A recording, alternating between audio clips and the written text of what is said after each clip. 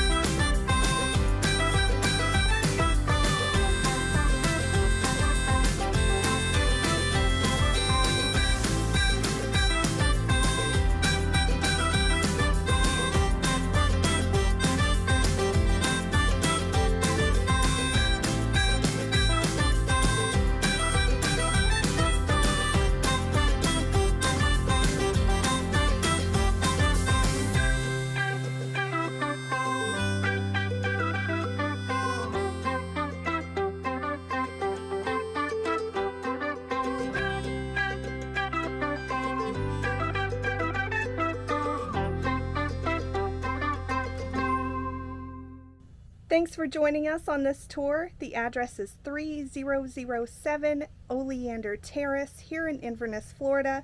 The price is $725,000. It's a beautiful home, so if you have any questions, please give me a call at 352-507-5675. If you like this video, please give it a thumbs up and consider hitting the subscribe button for more home tours here in Citrus County, Florida. Have a good one.